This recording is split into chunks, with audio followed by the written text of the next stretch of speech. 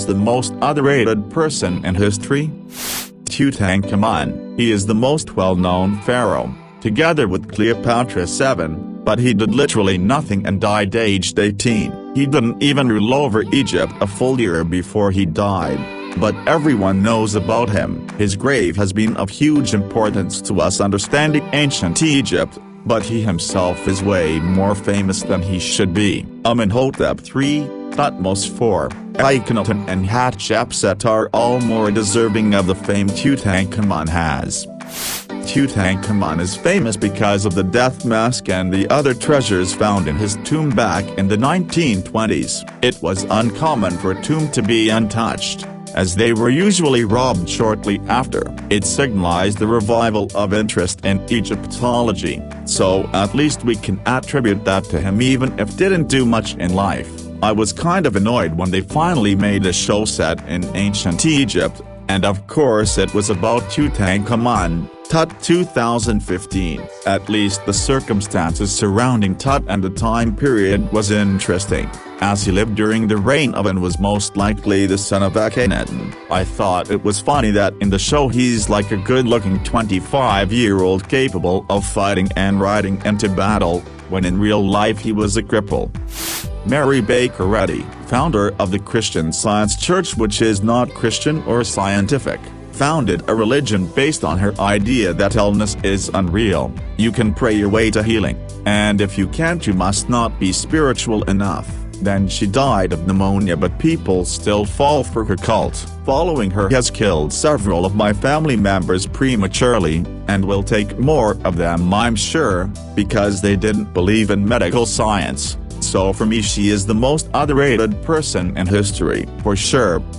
Gul Dukat is the most perfect example in all fiction of no one is the bad guy of their own story. He really believes the bull he spews. Guy was literal head of a slave state and really deep down thought he was benevolent ruler. He knocked up a local, while presumably cheating on his wife back home, but he still thinks he was a good husband and father. Hey, where is your rape child? Oh, she has been sold as a slave for the past decade. He led his entire civilization into ruin. Then when it was clear, he announces that he was chosen by God to become a terrorist, and the entire time, with every bloody purge, with every rape, with every abandoned family member, with every betrayed person, with every act of bloodthirsty murder ... he still thinks he is the good guy. It boggles the mind. Most people feel bad when they take a ketchup packet they really didn't need back home from the mega corporation, or don't sort their recycling perfectly.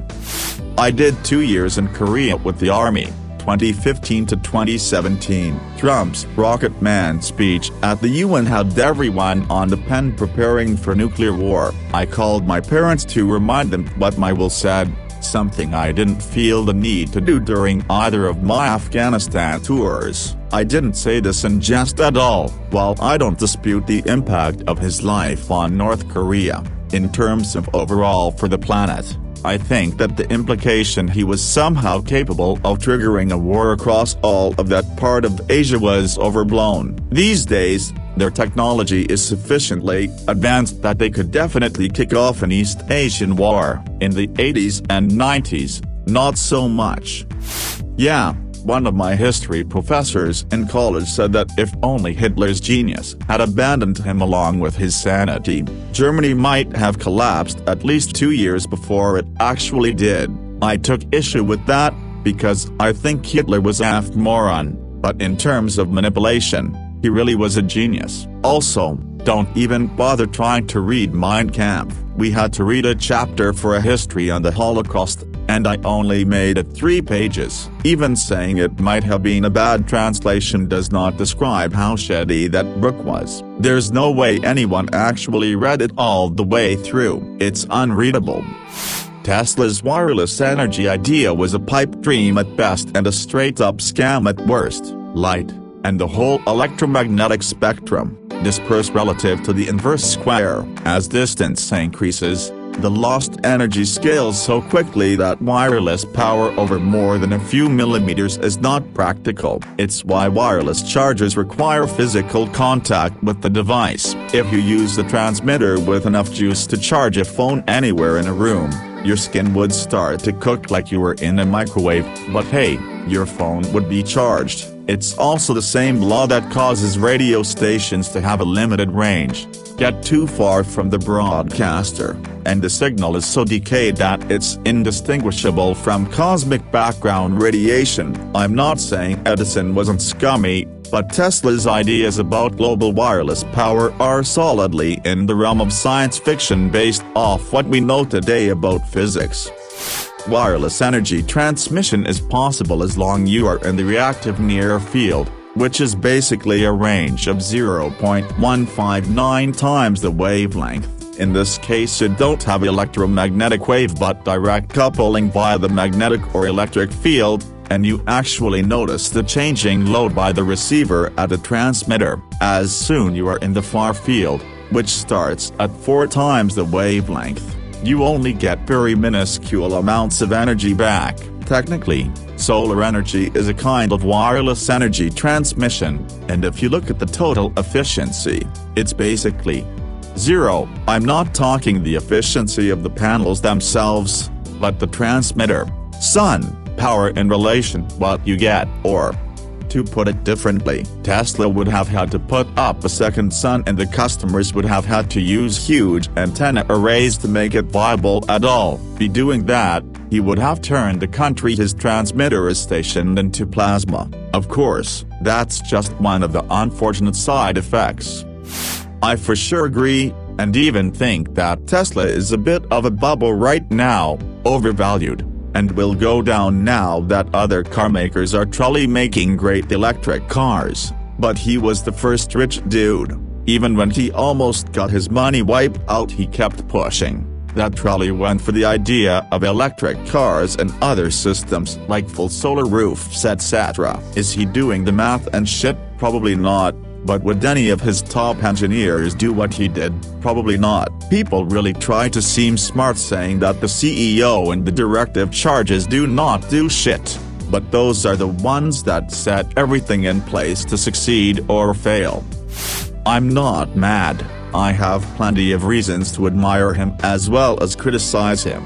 I commend him for how insanely well he markets himself as well as being a good investor. But if I were to credit for all the advancements that are happening in his companies like Neuralink and Tesla, I'll always credit his engineers first. A lot of people imagine him to be this hands-on guy who does all the construction and brainstorming, but it's his employees who work 12+ hours a day. Have you seen his Las Vegas loop? He completely overpromised what was gonna happen. That's $1 billion gone. Movies used to be much more about types and playing a specific character archetype, rather than today where we want them to transform into the character. You'd find someone you knew could play the Marine, or the cowboy, or whatever, and cast them. Or, during the studio system, which was beginning to end when Wayne was starting, you'd put them in dozens of things, many movies a year, playing basically the same role with a different plot, different co-stars. Actors were as much tradesmen as artists, in a lot of ways. Sometimes you hire an architect to design a house as the expression of something greater, an artistic achievement, falling water. Sometimes you hire the local guy who's built dozens of them before to build you just what he made the last time.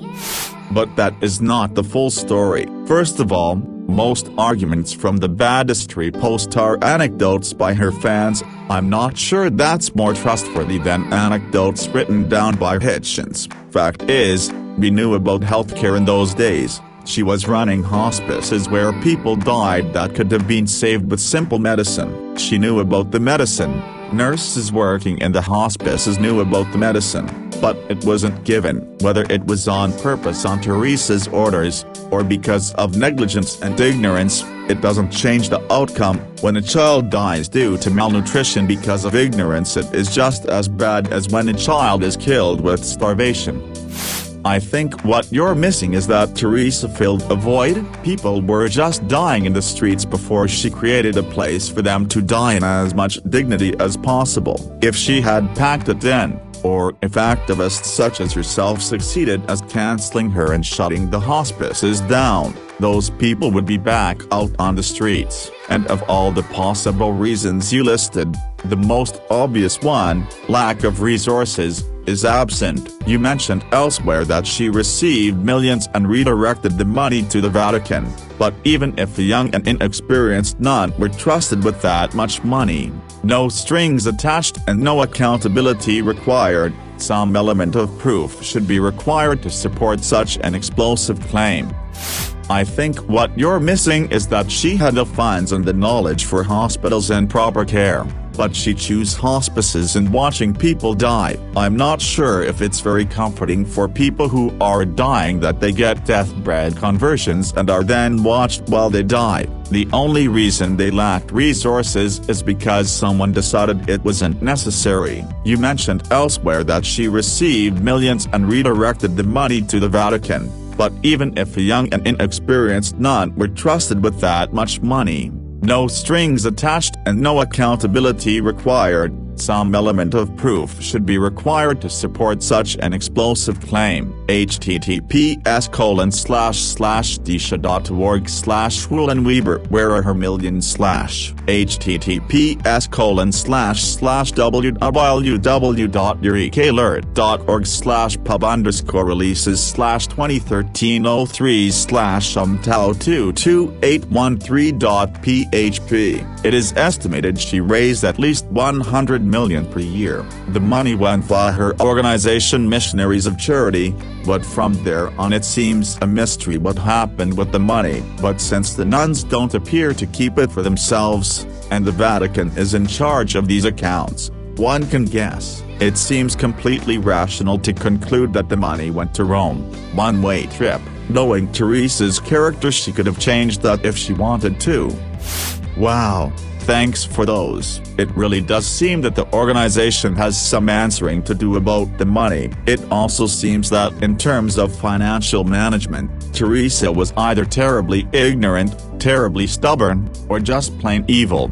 Though I'm the type to think that very few people are truly evil. I'm leaning towards willfully ignorant and probably too trusting of the Vatican, which I do believe is corrupt and contributes a net negative to the world. I will say that your sources both rely again on Hitchens and his uncited work, so I did a very quick search and found this article, which corroborates your sources but also nuances them a bit more. I also found some cool details about her in it that might endear her to you just a little. This article also reinforced my view that she was well-intentioned and made an overall positive contribution with her life, unlike what you've been saying. But it also shows, like you have been saying, that she seems to have not maximized the potential of even a portion of the donations that were sent her way. That's totally on her, and what I perceive as a lack of formal education and/or blind trust in the Vatican. I don't think she just wanted people to suffer.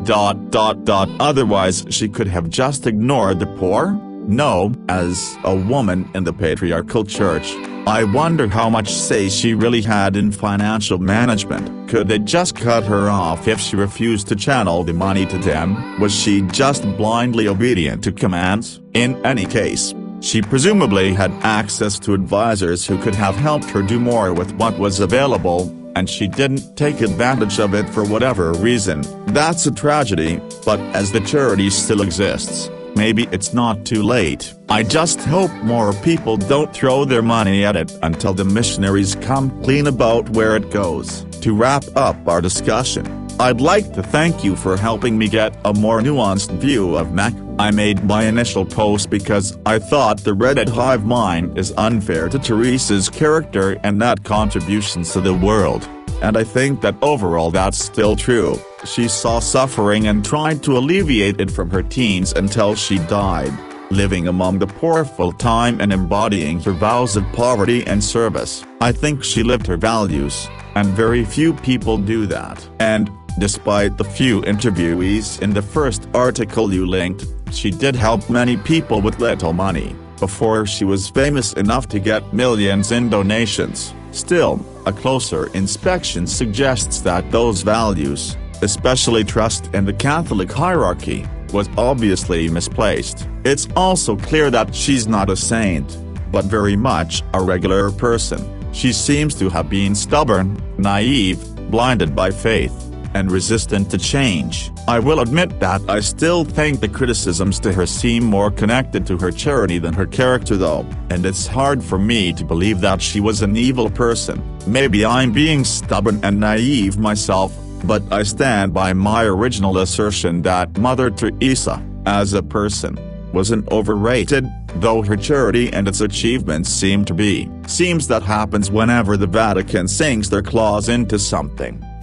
It also seems that in terms of financial management, Teresa was either terribly ignorant, terribly stubborn, or just plain evil, though I'm the type to think that very few people are truly evil. Mother Teresa is a product of an extremely immoral church, a church that in her time preached constant hate against LGBTQ, hate against women, hate against the Jews, hate against atheists, and we can go on.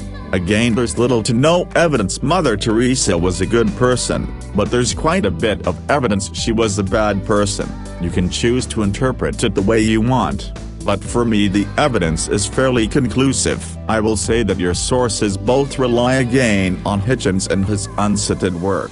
Hitchens was a very well-known, highly decorated, investigative journalist. He was famed for his erudition and lust for new information, a man who was obsessed by the truth, not the sensationalist like he was portrayed. I know the religious camp tried to portray him as a lunatic when he brought out a few books they didn't like, but you'd have trouble finding a more respected journalist. Hitchens is known for his accurate work, and his claims have never been disproven. If anything, his claims have been proven to be correct, but were then, like you're now doing as well, nuanced. Don't argue against the man, argue against his statements, which I don't see anyone doing. This article also reinforced my view that she was well-intentioned and made an overall positive contribution with her life. Unlike what you've been saying, that's depending on what you want to believe. You've searched for an article that fit your worldview better, and then agreed that what they said must be right. Please, investigate the subject yourself, read all the literature and then see whose arguments were refuted successfully. Base your opinion not on what you want to be true, but what the facts tell you. To me it's clear Mother Teresa's intent was never to do good, but to proselytize and convert the poorest and weakest in Calcutta. If she wanted to do good she could have, easily. She didn't. That's totally on her, and what I perceive as a lack of formal education and/or blind trust in the Vatican. You think because of her lack of education she didn't know that money buys medicine, and that she had money, and she needed medicine? She knew. She was never interested in buying medicine, or getting these people actual help. She knew she could have saved thousands from dying, but she didn't, because the church had taught her differently. Otherwise she could have just ignored the poor? No, she wanted to proselytize. Like so many religious people she went there to convert the Indians to Christianity, who are the easiest to convert. The poor? It was all very calculated. Fortunately the locals didn't like her very much, and she wasn't very successful as a woman in the patriarchal church. I wonder how much say she really had in financial management. Could they just cut her off if she refused to channel the money to them? Was she just blindly obedient to commands? I think she honestly didn't care. She didn't want that money because her goal was never to help people. She saw suffering and tried to alleviate it from her teens until she died, living among the poor full-time and embodying her vows of poverty and service. But did she? The evidence contradicts that. She watched the suffering and then did nothing really. She gave them a roof and a bed to die in, when she knew about healthcare, and about hospitals, and about medicine. Imagine how many times people begged her for medicine for themselves or their loved ones and she said number. As a Christian, baptizing people without their consent would do nothing. I can't speak for the Catholic faith, but you have to choose to be baptized. I mean, they baptize infants as well, so I guess it doesn't matter as much to them about the whole choosing to be. The best description would be as my one pastor put it, It's an outward expression of an inward belief. Did what she did change anything for the dying number? For her, as a Christian, I'd say that's not my call. However, spiritual leaders are supposed to be held to a higher standard come the judgment. I wouldn't say that action would necessarily be misleading people, but again, I'm not the one who will be judging her.